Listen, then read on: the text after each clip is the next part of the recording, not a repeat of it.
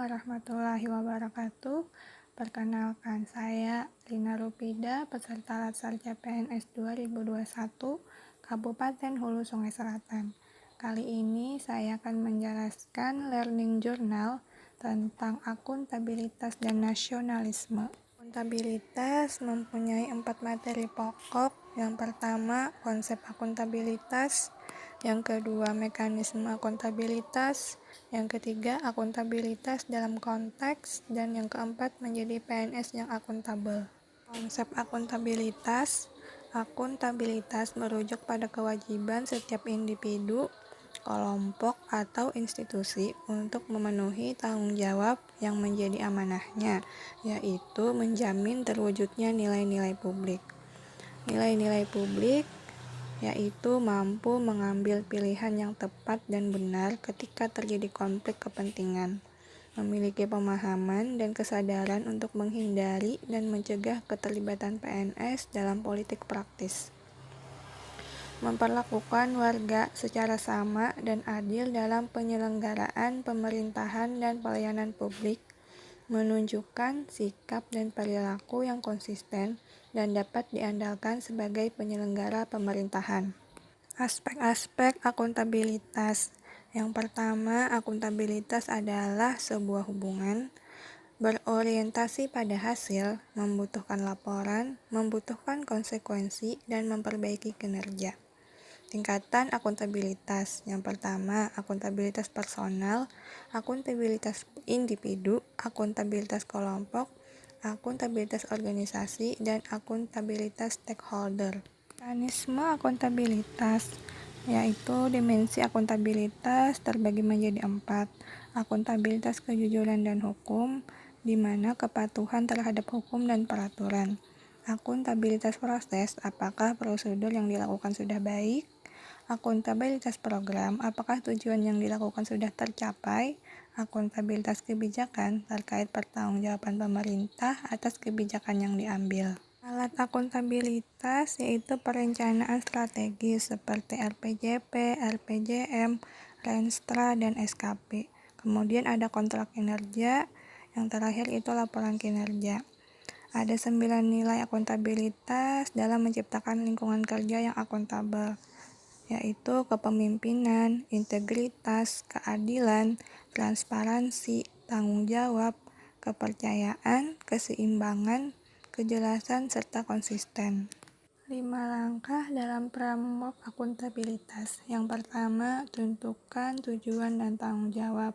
Yang kedua, rencanakan apa yang akan dilakukan untuk mencapai tujuan. Yang ketiga, lakukan implementasi monitoring kemajuan. Yang keempat, berikan laporan secara lengkap. Dan yang kelima, berikan evaluasi dan masukan perbaikan. Akuntabilitas dalam konteks. Yang pertama, transparansi dan akses informasi.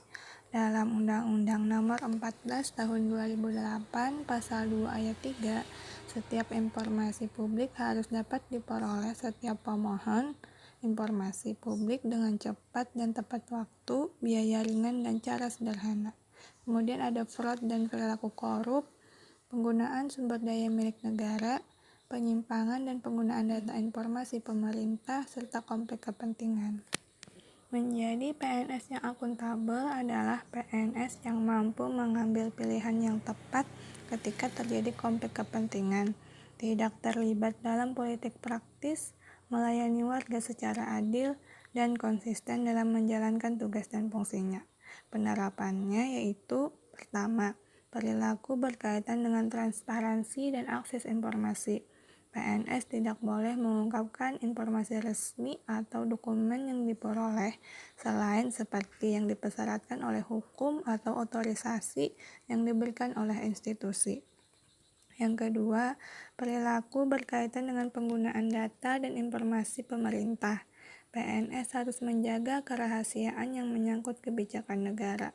Yang ketiga, perilaku berkaitan dengan konflik kepentingan. Ketika terjadi konflik kepentingan yang timbul antara kinerja tugas publik dan kepentingan pribadi, maka PNS dapat memilih untuk kepentingan umum. Dan yang keempat, mengambil keputusan yang akuntabel. Di sini, PNS harus memastikan tindakan dan keputusan yang diambil harus berimbang dan tidak bias. Nasionalisme, yaitu suatu sikap politik dari masyarakat suatu bangsa yang mempunyai kesamaan kebudayaan dan wilayah, serta kesamaan cita-cita dan tujuan. Dengan demikian, masyarakat suatu bangsa tersebut merasakan adanya kesetiaan yang mendalam terhadap bangsa itu sendiri. Nasionalisme tidak membeda-bedakan baik suku, agama, maupun ras. Materi pokok dalam nasionalisme yang pertama, nilai Pancasila dalam menumbuhkan nasionalisme. Yang kedua, ASN sebagai pembuat dan pelaksana kebijakan publik. Yang ketiga, ASN sebagai pelayan rakyat. Dan yang keempat, ASN sebagai perekat dan pemersatu bangsa. Nilai Pancasila dalam menumbuhkan nasionalisme.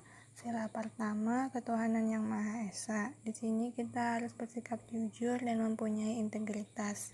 Sila kedua, kemanusiaan yang adil dan beradab.